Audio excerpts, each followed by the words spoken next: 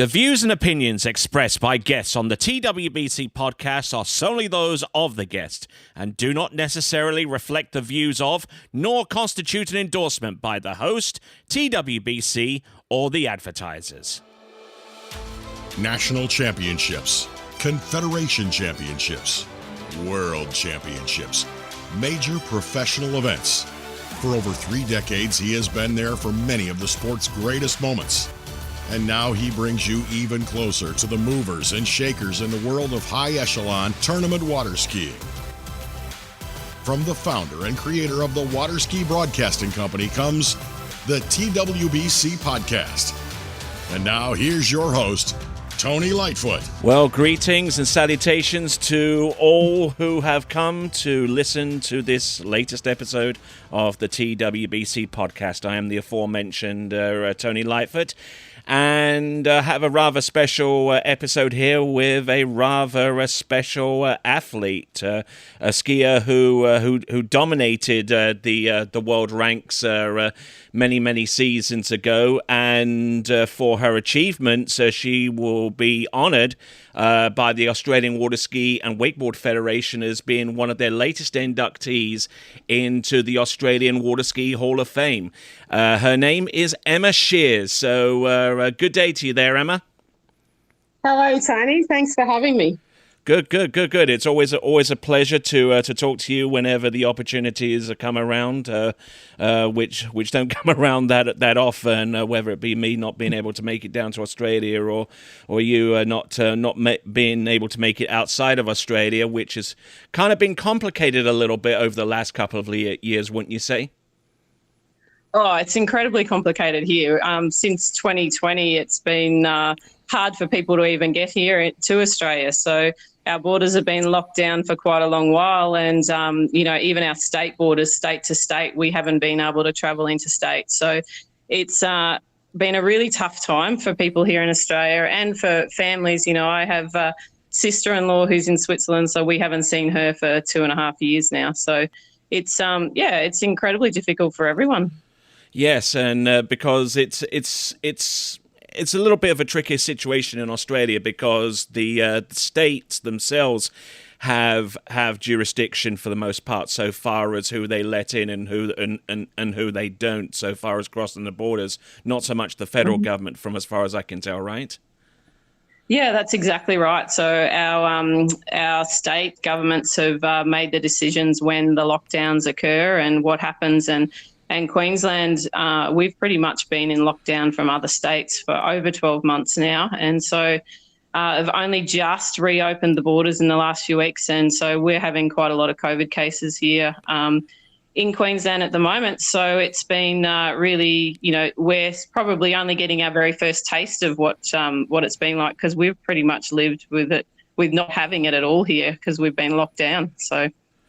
So yeah, we'll put COVID to one side for a moment because I'd like to talk to you about some other stuff in regards to your skiing career and all that kind of stuff. So as I mentioned right off the bat, you're going to be inducted into the Australian Waterski Hall-of-Fame. That must get you giddy with excitement. I'm sure you've prepared a fairly long speech that we won't hear until about the Moomba Saturday. But how does it feel to be put onto that kind of Hall of Fame pedestal among some of the greats of Australian tournament water skiing?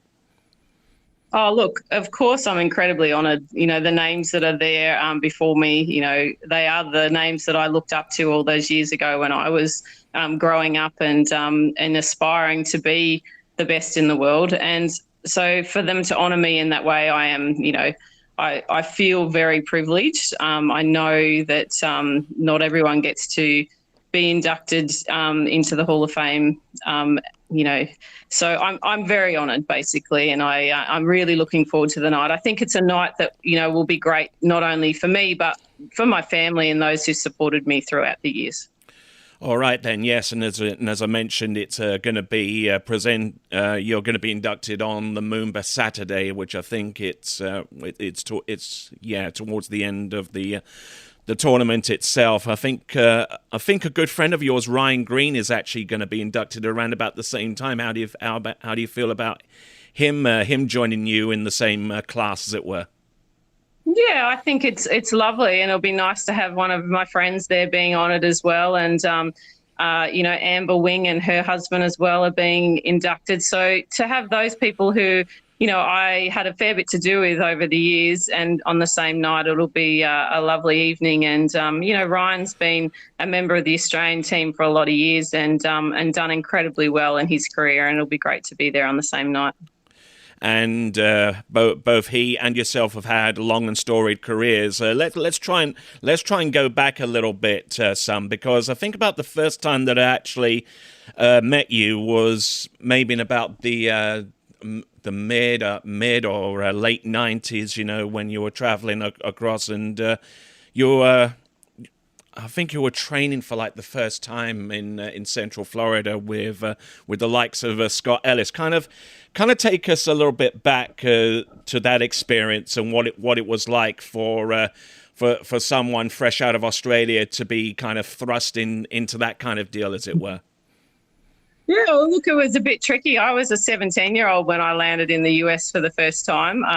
And I turned 18 over there. So it was tough. I was young, and I thought I was going to set the world on fire, and it wasn't quite that way. So it took me a good 12 months of really trying to nut out what it's like to ski in the US and be on tour every weekend, and the work I needed to put in, and I kind of came home a little bit disheartened about how I went that first year, and it went back to the drawing board. I didn't go back the following year, and I took that little bit of time to develop my skiing and develop my training techniques. And then I went back that's following season, and things went quite well from there. So, well, excellent. And I mean, beyond that first season, where you mentioned you kind of little bit of the deer in the headlights type deal with the Pro Tour and that kind of scene.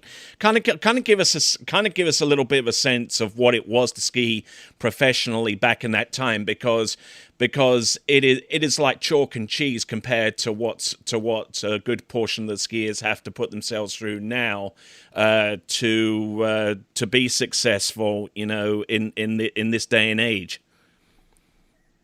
Yeah, look, it's incredibly difficult. Like, I think we think that it's just about the skiing, but I learned very quickly that it's about a lot of hard work off the water as well. And, it's mentally preparing yourself. It's physically being at your top and not leaving anything to chance. If you're not 100% ready to go when you leave that dock, it's very hard. Those girls were working hard week in, week out, and I had to be at the best to be able to compete with them. So you have to be ready for that. So, I mean, you were competing against the likes of Sherry Sloan, weren't you, around about that time? Yeah. I mean, she was a fierce competitor. Who else was around? Who else were you competing against at that time? I think Lisa Semino was one of those, or was she working her way out as you were coming in? Kim Demacedo, and Dina was still at the back end of her career, but she was still around then. We had Christy Overton, Tony Neville was there every weekend, Britta Llewellyn. We just had some really fierce competitors out there, and you had to be ready to go. Those girls were always ready to go on the dock, and I couldn't sort of leave any stone unturned if I wanted to compete with them. Now, whenever you mention a couple of those names, at least, I mean, Kim Demacedo, who came through and became world jump champion, I think, what was it, in 1993 or something like that, and then Sherry Sloan, who herself was a world jump champion, Tony Neville, absolute legend, and I mean, whenever you mentioned those names, I was like kind of thinking, these women, so far as jump technique was concerned, there wasn't too much finesse involved back in those days to get distance off that 5-foot ramp, and you were the main proponents to actually get off the 5-foot ramp and go to 1.65 meters. So I mean my question is, I mean, so far as jumping technique is concerned, I mean a lot of the women now are more finessed with their approach. Do you think jumping has lost a little bit of that, harder edge when that's concerned, comparing the past era to this one? Oh, look, I don't think so. I mean, you need to just look at what some of the girls are going a long way now. You know, you just need to look at Jacinta. That's, you know, she definitely has, you know, fantastic technique as well as that grit and determination, and it requires both really. So I know there's probably that little bit more, you know, you had to kind of throw your body at it a little bit more back then because maybe we didn't know as much. But as my career progressed, you know, technique was incredibly important. And, you know, worked with Ray Stokes for so many years. And he really changed, I think, the way jumping was and, you know, developed a great technique that people, you know, really had to sort of look at and follow. And as I mentioned, you were one of the main proponents for jumping at 1.65 meters high instead of the 5-foot ramp. Kind of give us a little bit of an idea of what of the struggles that were involved, I guess, from your perspective, because I mean you were above all else one of the main proponents for getting off that smaller ramp. I mean, what did it take eventually for the IWWF or IWSF to kind of see sense in that regard? Yeah, well, we had a lot of petitions out. You know, all the girls were supportive of that change. There weren't too many that weren't supportive of that change at the time. So petitions went out to all the federations and all the skiers, and you know, it was fairly unanimous that we do change what we do. And we spent a lot of time giving the research to the IWSF about, you know, from all the different physios and biomechanical experts to show that we were capable of doing it. And they were worried we were going to get a lot more injuries and things. So we had to prove that wasn't going to be the case. Yes, and I mean, I didn't know how far involved that was in terms of actually having to provide documentation to show conclusively that women were able to sustain the harder impacts with a 1.65 meter high. I'm just having a hard time trying to fathom the amount of paperwork that was involved. What did that stack look like of all of that evidence?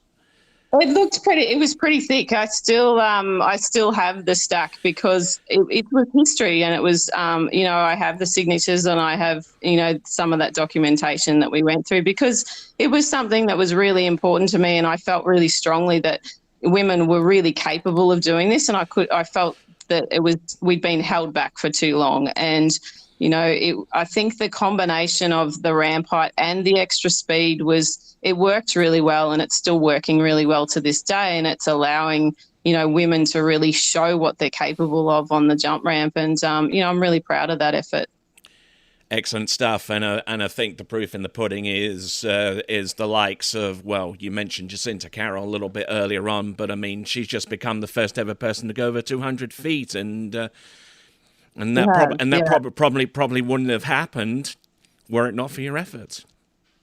Oh, look, I think it would have been incredibly tough. You know, as it is, she's put absolutely everything on the line to be able to do that, and she's worked incredibly hard for a lot of years to be able to do that. So.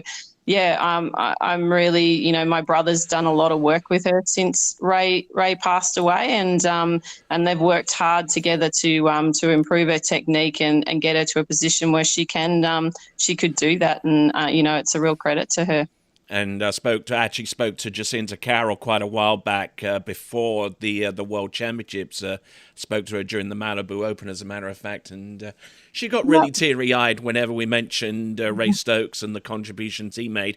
But not only was he someone who had a knack of being able to take someone from a certain place and elevate them higher technically, but he also had that kind of knack to work with equipment as well. And I think you know where I'm going with on this one, so far as the tips of the jump skis that kind of bore his name for a while. Yeah, that's exactly right.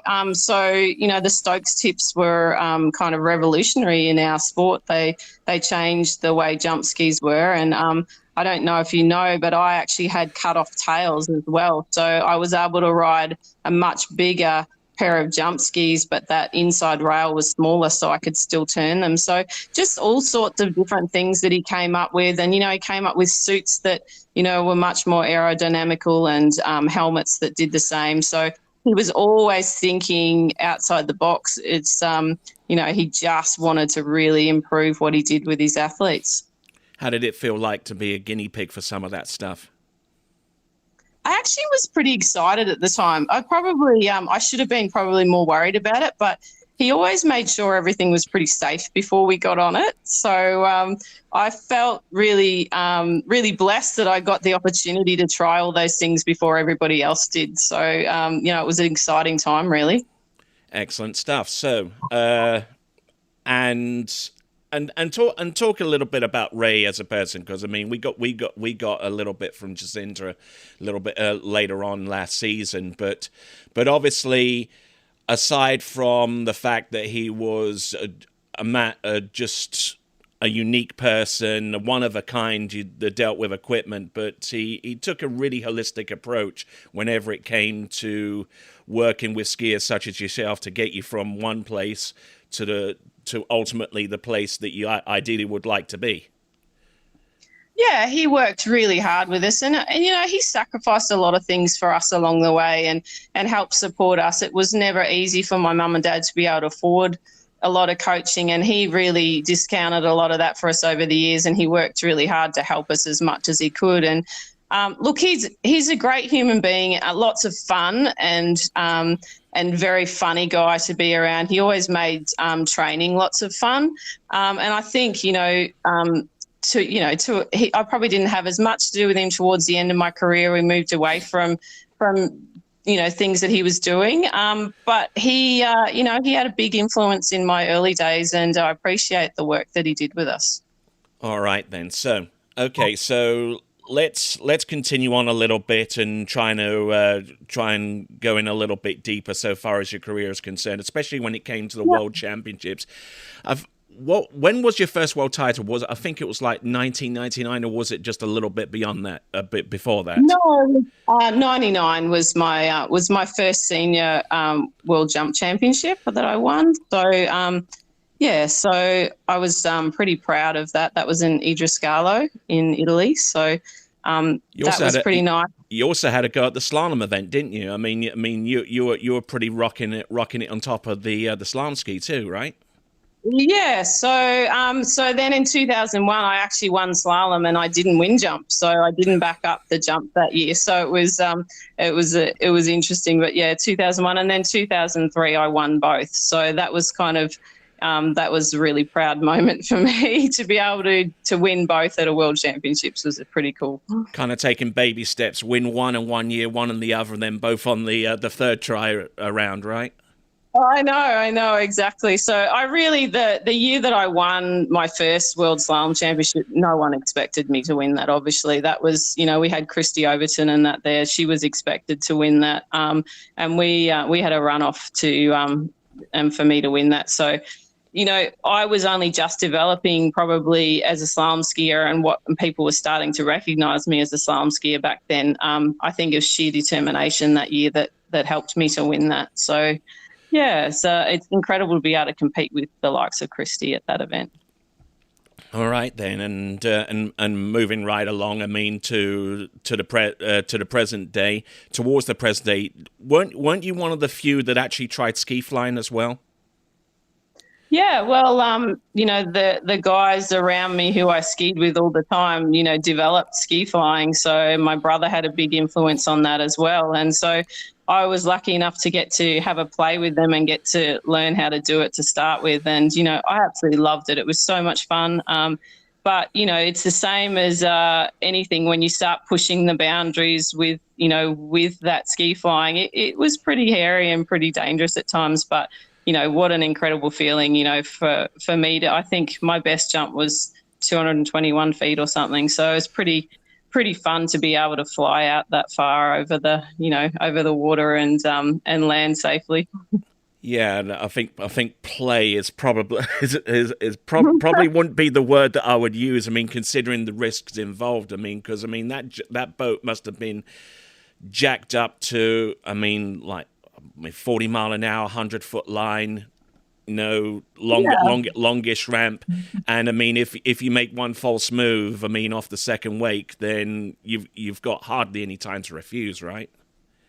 Yeah, you don't have a lot of time. You got to make very good decisions when you ski fly, and everything does happen much quicker. It's about just really making sure you're in a great position when you make your turn and coming into the ramp. And if you can do that, it's pretty. It's just fun. It's like hold on for dear life and see what you can make of it. All right, and an event that could almost be classified like that a little bit, because of the variable conditions that occur from year to year, the Moomba Masters. And I mean, you won. How many titles did you win altogether on the Yarra River? Because I mean, I recall that you were pretty much unstoppable for several years, right? Yeah, look, Curtis is the one you've got to ask about all the years and how many titles. I used to just kind of keep heading in the direction, keep going forward, and I never look back much. So I'm really bad at remembering how many, but over 10 or 15 probably over the years. And, I just love Moomba. It was probably, it's my favourite event because the crowds were incredible. People were always really supportive of what I did on the water, and it was always a great event for me to come back to and have fun with. Do any of the years particularly stand out? I mean, was there like a major incident or a king tide moving in or anything like that? Yeah, well, we had a lot of that happen. There was those sort of things that would happen every year. There'd be something different that would occur. But when I was in junior member, we had quite a few of those sort of king tides coming through, and we had all sorts of things like cows floating down the river and mattresses and all sorts of things early in the day. But Melbourne City Council's cleaned it all up a lot more now these days, and things are much better. But, there was all sorts of interesting things that used to float down the Yarra, and you'd have to deal with that along with, wind and changing tides. It was always incredibly challenging. Yeah, and you'll probably be pleased to hear that Moomba is going ahead. Obviously, the tie-in with the AWWF Hall of Fame is going to go along with Moomba with that last Saturday being the induction ceremony. But with COVID in the last couple of seasons, it's made Moomba a very, very difficult proposition for anyone to fly there, anyone to compete in. Because there's very little guarantees in life. What with the pandemic going on. The Victoria State government can just as soon as snap their fingers, and no one's allowed to do anything. So how do you feel about that situation going forward? Yeah, look, I think it is a difficult thing for people. We've pretty much been, the government's working really hard on opening the borders now. And when we hit 90%, I believe that our borders are going to be open a lot more for people to come in. And, I'm looking forward to that so I can see my sister-in-law. And I think we're not far away from that here in Australia. I think people can be fairly confident now that when they come, it's not going to be the lockdowns that have been of the past. We're learning to live with it all here now a lot better. And I'm hoping that we'll get some of the internationals, and especially just the other day it was announced that it'll be equal prize money for the women and the men. And that's something I petitioned for a lot of years. And I'm really happy that the girls are finally being recognised in the same way. So I'm really hopeful that the girls will make the trip, and, we'll get some fantastic competitors out there this year, and it'll be, Moomba as per usual.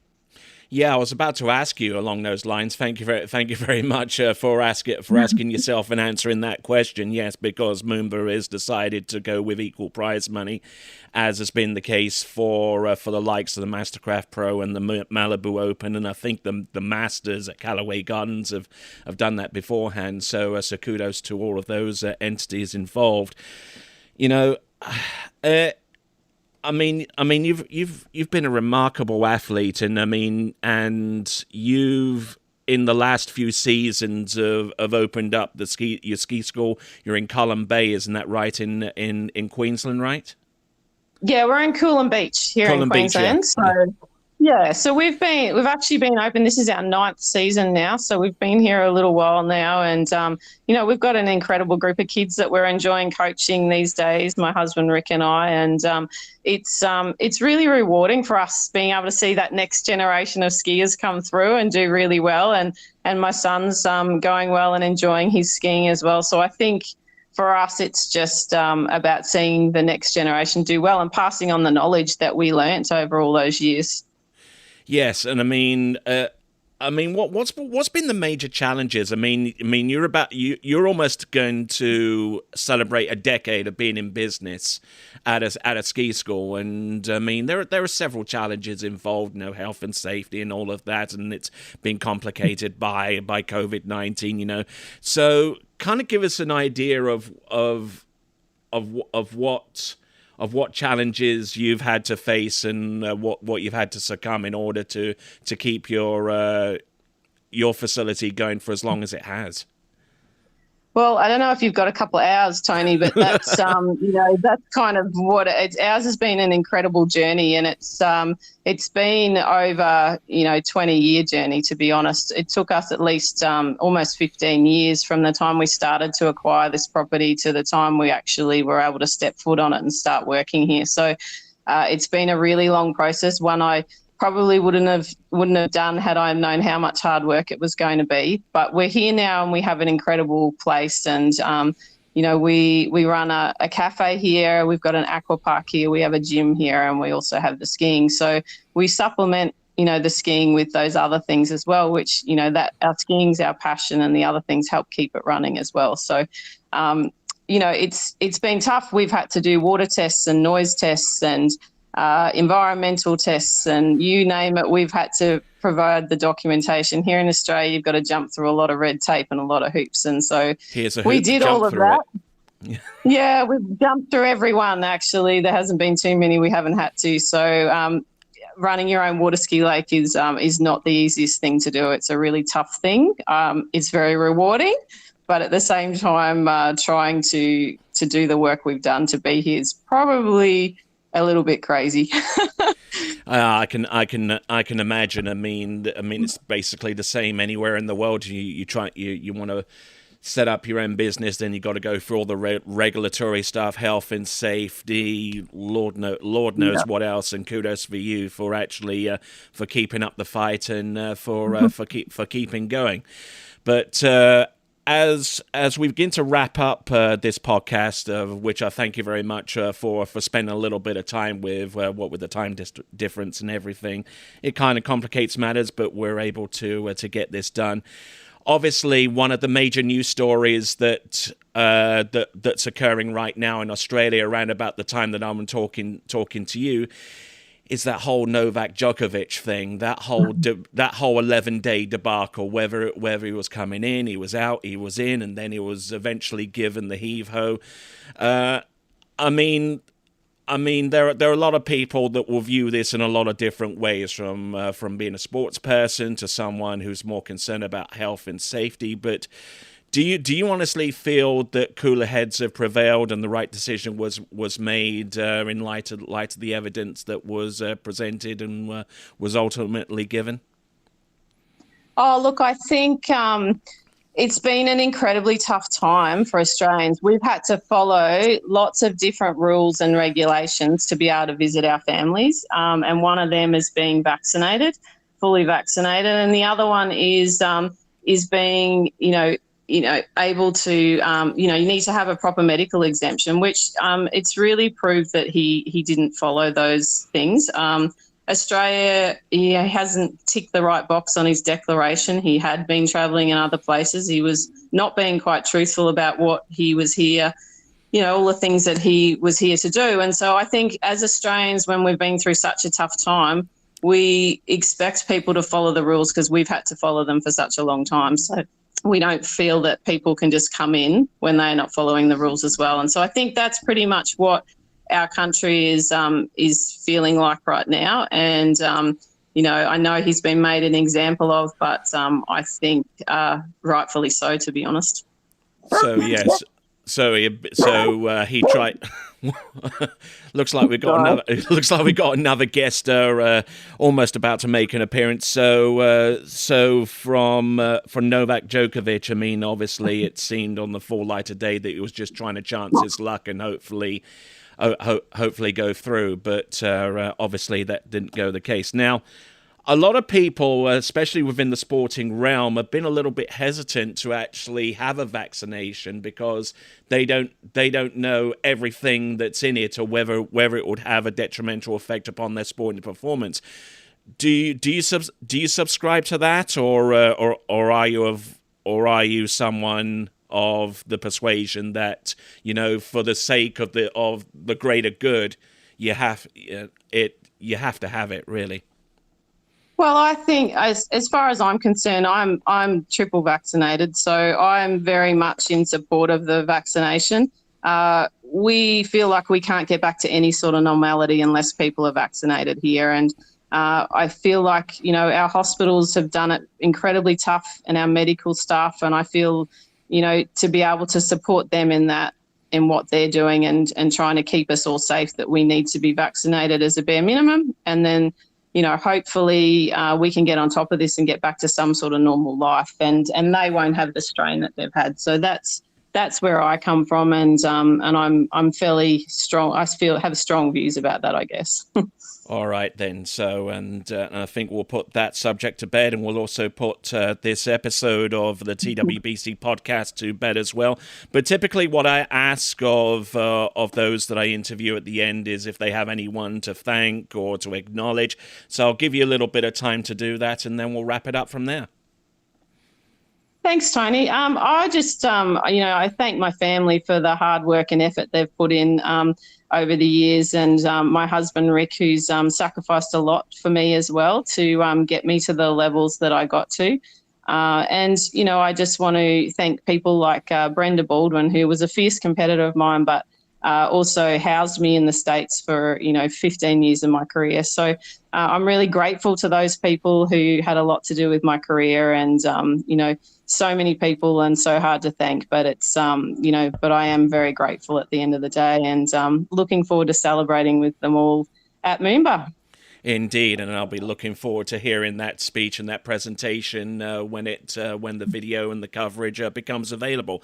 Thank you very much. That was Emma Sheers. I'm Tony Lightfoot. This has been the latest edition of the TWBC podcast, and until next time, it is ciao for now. Thank you for listening to the TWBC podcast.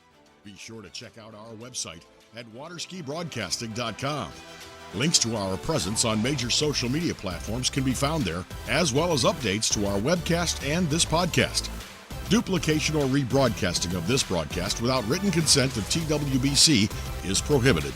Subscribe to us on your favorite podcast platform, and be sure to join us next time for the next edition of the TWBC podcast.